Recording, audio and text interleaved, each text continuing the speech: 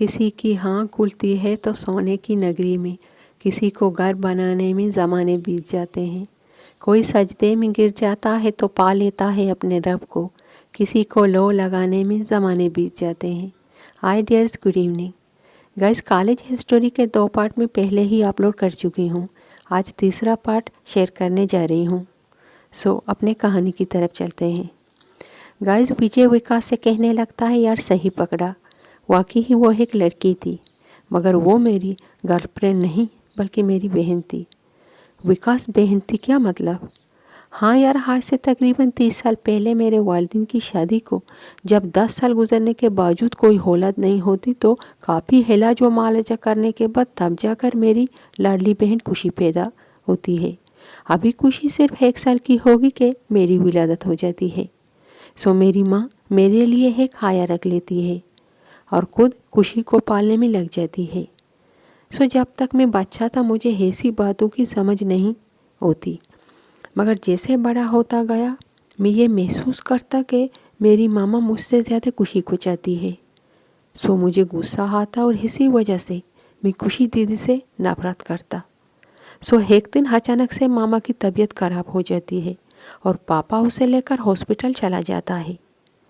घर की ऊपरी मंजिल पर हम दोनों आपस में खेल रहे होते हैं, मगर सर्वेंट जो होते हैं वो नीचे वाली मंजिल में अपने कामों में मसरूफ़ होते हैं। हम दोनों आपस में खेलते खेलते कब लड़ने लगते हैं पता ही नहीं चलता। इसी कश्मकश में मैं ज़ोर से खुशी दीदी को धक्का दे देता हूँ। वो नीचे ज़मीन पर गिर जाती है और ज़ोर ज़ोर से रोने लगती है। मैं डर जाता हूँ कहीं मुझे डांट ना पड़े। मैं बेड पर से तकिया उठाकर उसके मुंह पर रख लेता हूँ और ज़ोर ज़ोर से उसे दबाने लगता हूँ ताकि उसकी आवाज़ बाहर ना निकल पाए। इतने में कब उसकी आवाज़ बंद हो जाती है मुझे पता ही नहीं चलता। डर के मारे मैं वहाँ से भागता हुआ अपने कमरे में चला आता हूँ और दरवाज़ा अंदर से बंद कर देता हूँ। उसी दिन खुशी दीदी हमेशा हमेशा के लिए इस दुनिया को और हमें छोड़कर चली जाती है। वो खुद तो चली गई, मगर मुझे ना ख़त्म होने वाला दर्द दे गई। एक वो दिन था और एक आज का दिन है। तब से लेकर आज तक मेरी माँ मुझसे बात नहीं करती। मैं तरस गया हूँ अपनी माँ की एक आवाज़ सुनने को।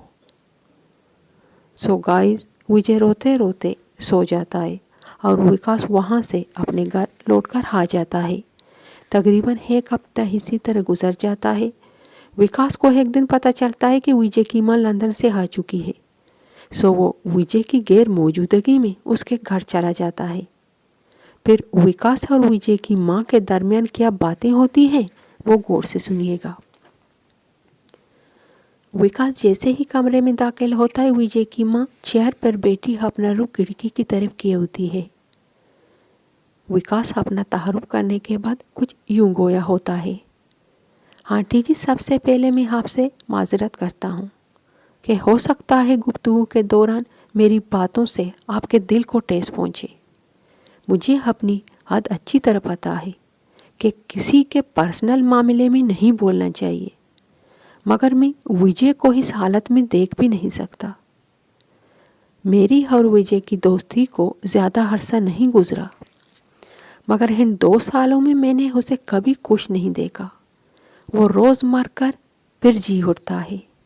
उसकी ये तड़प मुझसे देखी नहीं जाती। आंटी, इस कायनात के अंदर एक इंसान जितनी सांसें लेकर आता है बस उतनी ही निकाल पाता है, ना 1 से ज़्यादा और ना ही 1 से कम। हमारी मौत किसके हाथों लिखी है या फिर हमारी मौत किस तरह होनी है ये हम खुद तय नहीं करते। ये सब तो हमारा तकलीकार तय करता है। फर्ज करें उस दिन खुशी दीदी सीढ़ियों से नीचे गिरती या फिर घर के स्विमिंग पूल में गिर पड़ती या फिर घर की छत से। होने को तो बहुत कुछ हो सकता था, बस उसे उसी दिन जाना था। वो चली गई। विजय तो उस वक्त खुद बच्चा था। आंटी जी, विजय को उसके हिस्से का प्यार लौटा दे जो उसका हक भी है। अभी भी वक्त है, अभी कुछ नहीं बिगड़ा। खुदा नाखास्ता कल को उसके अंदर का दर्द उस पर हावी हो जाए। आप अपने पहले बच्चे को तो खो चुकी हैं, अब अपने जवान बेटे को बचाना होगा। बिना पानी के एक मछली जैसे तड़पती है, विजय को ऐसे तड़पते हुए मैंने देखा है। आज मैं उसका दोस्त बनकर नहीं, बल्कि रास्ते का वो मुसाफिर हूँ जिसकी मंजिल आपके घर तक आकर ख़त्म हो जाती है। मैं एक फरियादी बनकर आया हूँ।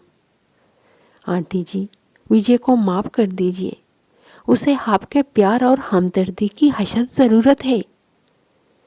विकास रोते रोते सिसकियाँ लेते हुए कमरे से निकलते वक्त कहता है कि विजय को हरगिज़ ये पता नहीं लगना चाहिए कि उसकी गैर मौजूदगी में आपसे मिलने आया था, वरना उसे बुरा लग जाएगा।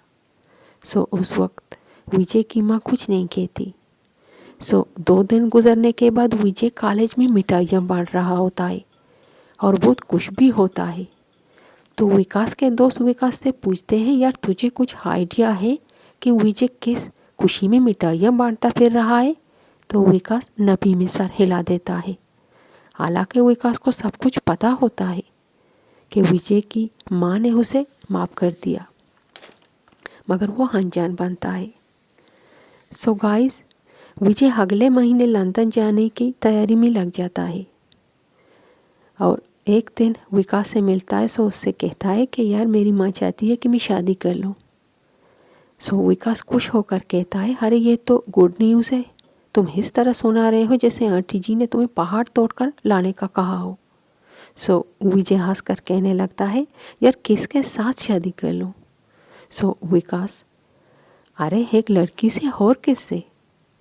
मेरा मतलब है मैंने अब तक किसी लड़की को कभी ऐसी नज़रों से नहीं देखा। सो विकास कहने लगता है, तो अब देख लो। सो चलो मैं तुझे, जो विकास जो होता है वो कहने लगता है, मैं तुझे एक मशवरा देता हूँ कि घर जाने के बाद सारे कॉलेज की लड़कियों को अपने तस्वीर मिलाना। तुम किसके साथ ज़्यादा खुश हो, खुद को महसूस करते हो और किसके साथ तुझे वक्त गुजारना अच्छा लगता है, बस शादी भी उसी से कर लो। So simple. सो विकास कहने लगता है, हर तुमसे भला कौन सी लड़की होगी जो शादी करने नहीं चाहेगी? तुम तो सोना देने की मुर्गी हो और गुड लुकिंग भी। चूँकि विजय की इस कॉलेज की पढ़ाई अब ख़त्म हो चुकी होती है, सो वो बाहर विकास से मिलता है और उससे कहता है कि यार विकास, मैंने सारी रात इस बारे में सोचा। मेरे दिल ने मीरा का नाम सजेस्ट किया। तुम्हारा इस बारे में क्या ख्याल है? अरे ये तो बहुत ही अच्छा फैसला है। मीरा बहुत ही समझदार और सुलझी हुई लड़की है, वो तुम्हें बहुत खुश रखेगी। गाइस, आपको क्या लगता है कि मीरा विजय का प्रपोज़ल कबूल कर लेगी या फिर नहीं? ये सब जानने के लिए कहानी का चौथा पार्ट आप गाइस को देखना होगा। मेरे जान से प्यारे व्यूअर्स, आपसे बस मेरी एक ही रिक्वेस्ट है, अगर आप इस चैनल यानी MD इंस्टीट्यूट पर नए हैं तो चैनल को सब्सक्राइब करके जाइए और साथ में लगी बेल आइकॉन को भी प्रेस कीजिए ताकि आगे हर नई वीडियो की नोटिफिकेशन बर वक्त आप व्यूअर्स तक पहुंच सके। शुक्रिया। इस सीख के साथ मुझे इजाज़त दीजिए। जो यकीन की राह पे चल पड़े उन्हें मंजिलों ने पनाह दी। जो यकीन की राह पे चल पड़े उन्हें मंजिलों ने पनाह दी। जिन्हें वसवसों ने डरा दिया वो कदम कदम पर बह गए। फी अमान अल्लाह।